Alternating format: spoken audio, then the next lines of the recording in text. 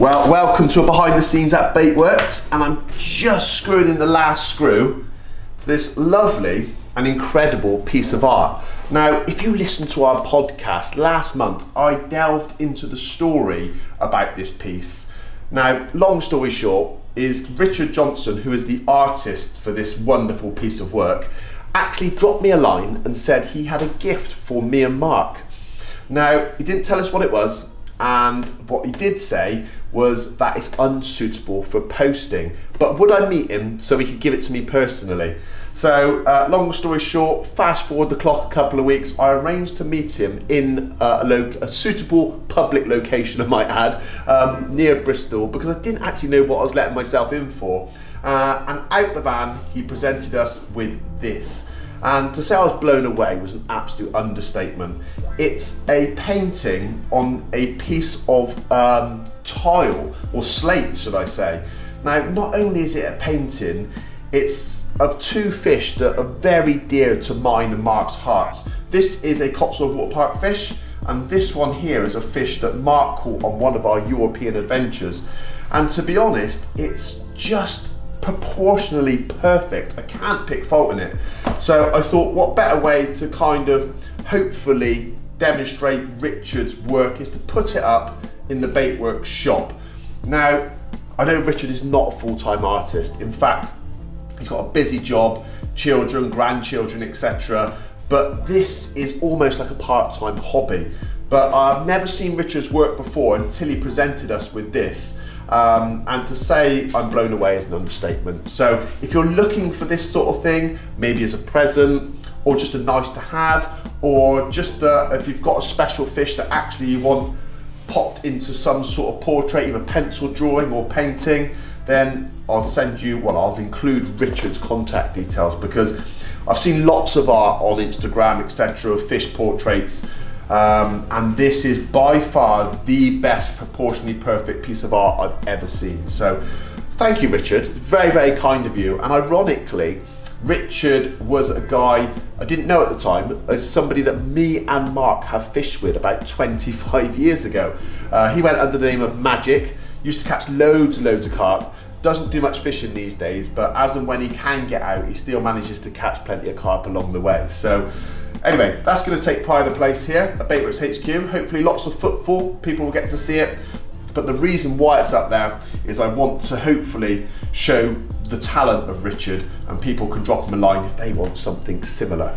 Right, enough of that. I'm going to wrap up all these tools and get over to our manufacturing unit, because in this behind the scenes episode, I want to head over to the manufacturing unit. Mark's going to delve into some changes we're making to some of the hook baits and give the reason why. And then I'm going to spend some time with Mark, because we have some new pets at Baitworks, in the Baitworks family. They're rather unusual, slightly different to what you're probably imagining, but I'll let Mark delve into that and give you the reason why. So without further ado, wrap this up, and I'll see you in the manufacturing unit.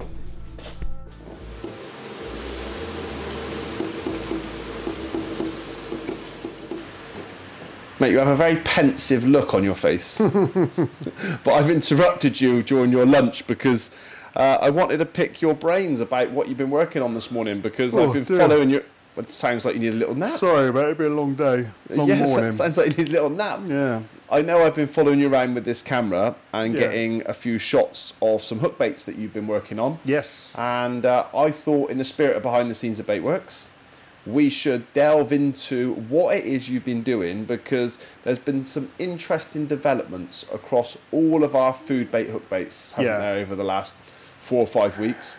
And we haven't mentioned it to our customers or on our channels in any way, shape or form, but we are about to. And this behind the scenes Baitworks chapter will dovetail into that message, because there's been some exciting developments and we are changing some things. So you've got it in your hands there. So why don't you delve into it? Yeah, it's quite, you know, we try always at Baitworks to improve products if we can. Particularly now hook baits as well. For 20 years now, I've been using cork dust, which is a fine granulated cork powder which goes into your baits to give it the buoyancy aid. But cork has got its limitations, and because you have to use so much of it, into a product, you got volume-wise, you're putting in equal base mix to equal volume cork to get the buoyancy required for a pop-up bait, a buoyant bait. So, and let's be honest, cork adds nothing to a bait in terms of attraction, nutrition. All it adds is a buoyancy aid, and you're reducing the volume of attractive powders that you can put in it, to compensate for the volume of cork dust. Yeah, exactly. So I've been looking for other products, always looking for other products to help us with sort of the buoyancy, and I've drawn on a couple and experimented a couple. So for the last, well, I'm yawning, the last sort of, I don't know, 6 weeks, I've been testing, retesting a couple of different products to give me the buoyancy required to give us the ultra buoyant pop-ups, which are now in this day and age really, really crucial, important for modern day rigs. But crucially as well, enabling me to put in all the core ingredients into the food bait pop-up mixes, because we want obviously something that mimics our food bait. So the new product that I've settled on is a closed cell product, which we only have to put in something like 9%. If that, I'd imagine, isn't it? Yeah, probably lower, because they're mega buoyant at the moment. We're probably going to take that down, but between 7 and 9%, which means we get an ultra buoyant pop-up, but importantly, over 90% then of the ingredients are the core ingredients that go in to make the bait what the bait is. Yeah. So, yeah, I've come to the end of a very long road, it feels like, but we're pretty much there now. So, yeah, it's good. Really, really happy to get them over the line, and we sort of roll these out.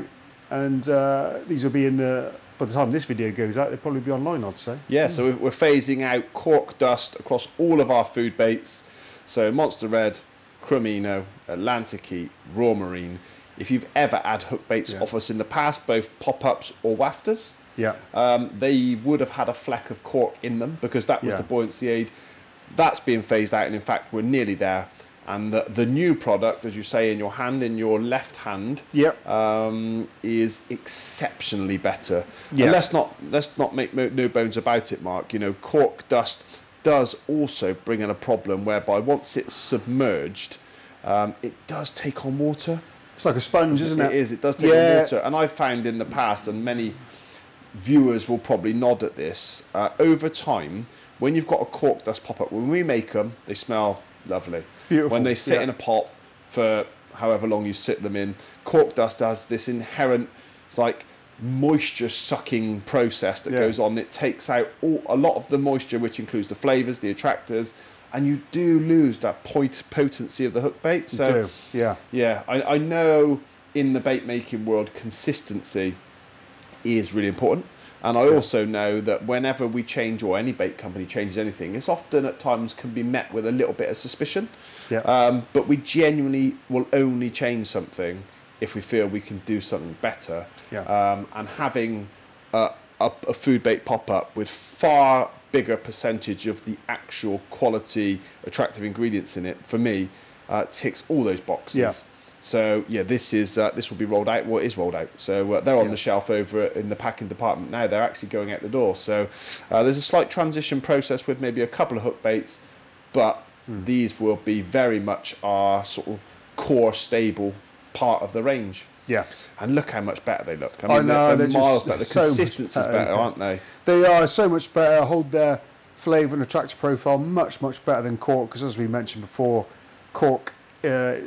Being sort of like a sponge-like material, will suck in water, which then can break the binders down of the pop-up or the wafter, so it can go quite crumbly.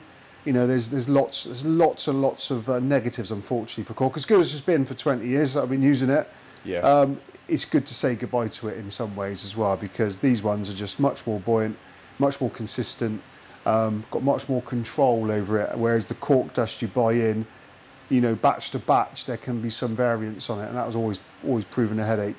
And you don't know how the cork's been stored. So anyway, enough about the cork, onto the new one. So yeah, really excited to get these out, and glad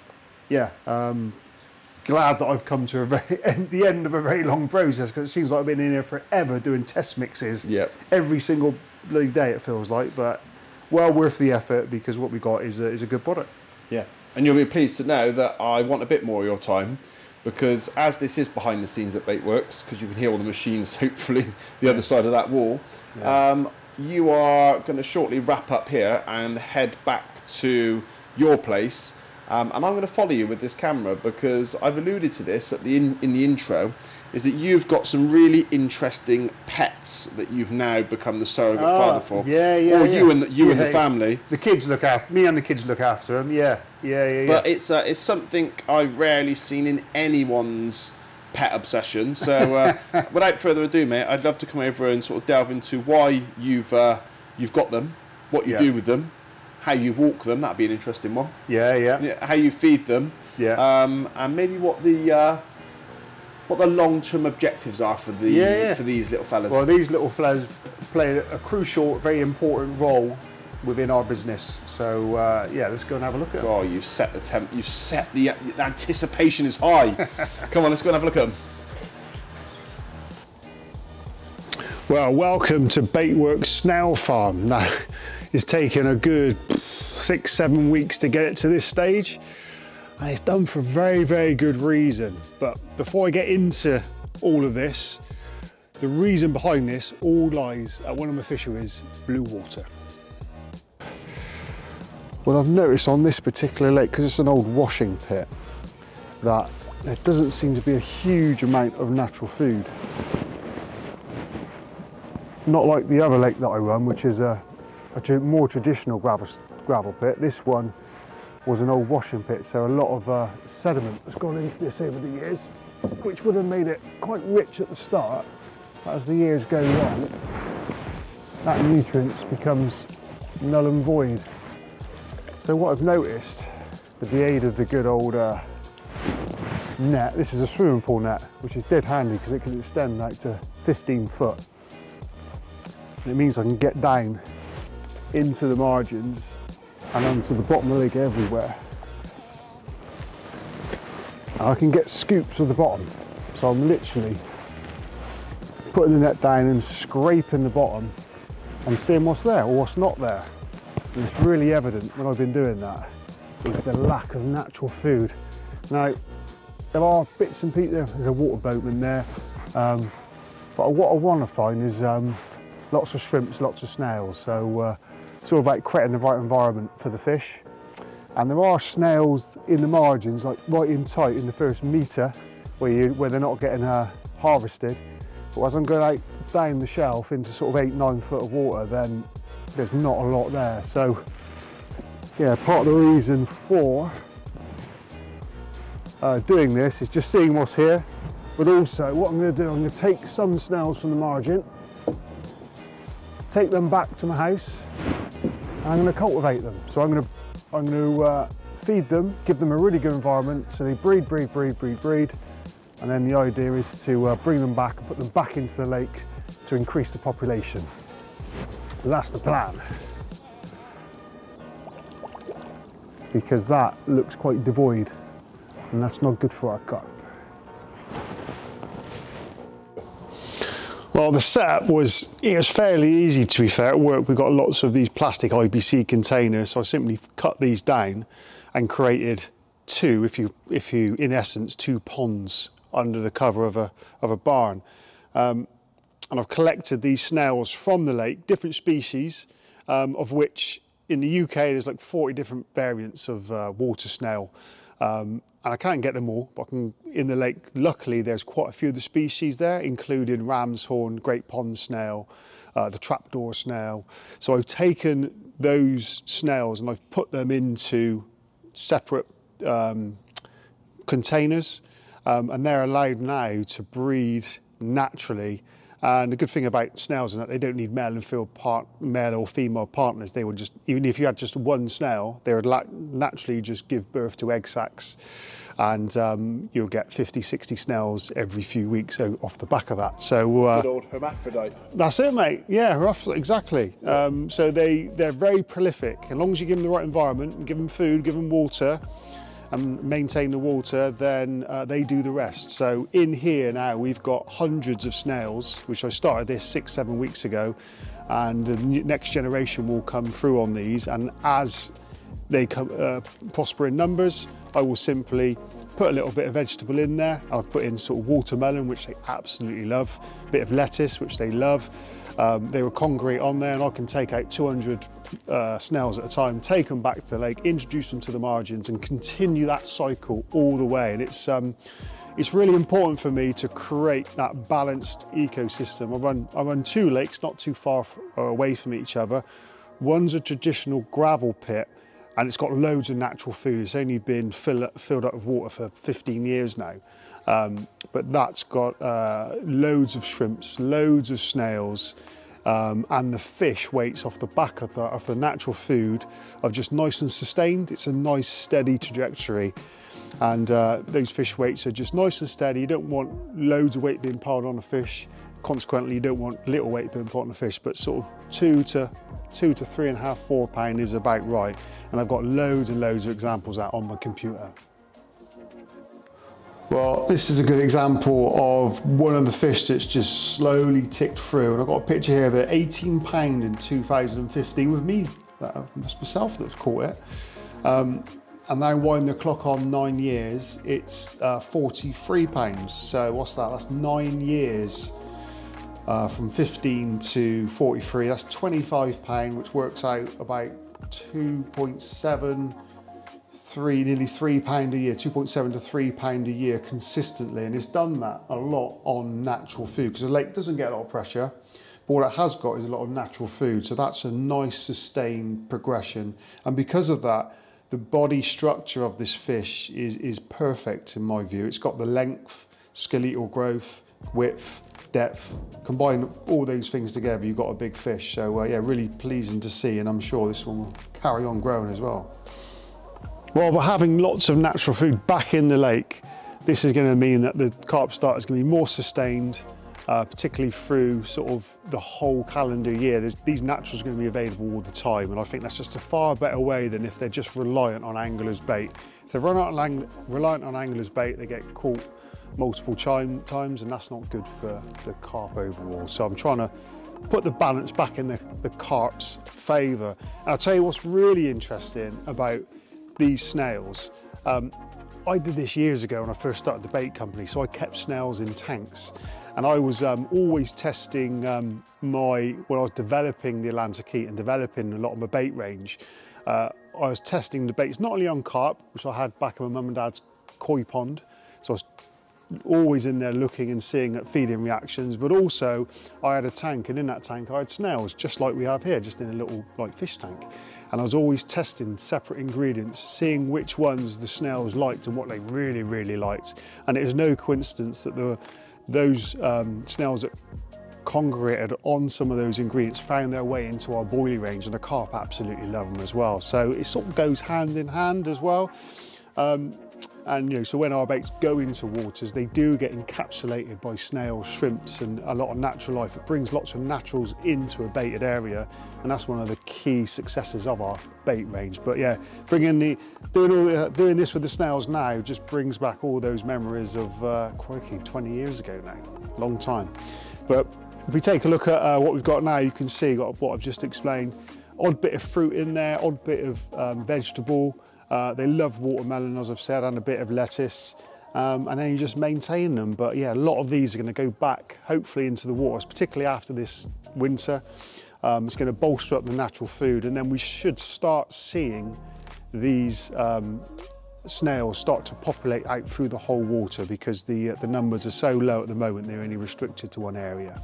But yeah, fingers crossed, more snails, more food for the fish, and yeah, hopefully some bigger fish. Have they got names? Mate, there's about 400 here.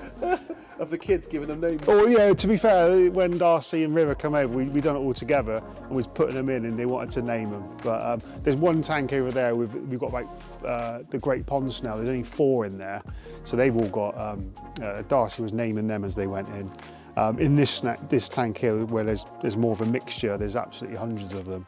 But we've got some, I found some giant ram's horn snails as well. So those ones I really want to get established, because they grow to like that big and they're massive. They're pretty cool, they are. So. Now, I can imagine the giant ram's horn, just by the name.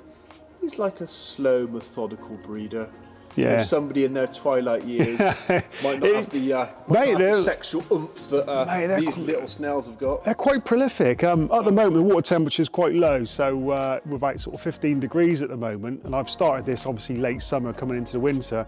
Next year will be the one where it really gets going, because I'll oxygenate it, and they'll be so prolific that you'll be taking like hundreds of snails down to the lake, hopefully every few weeks. So mate, it's exciting, it's good. It's nice to have little projects like this, and this keeps me out of trouble. Keeps me away from fishing, that's for sure. Yeah. I need to get my ass on the bank.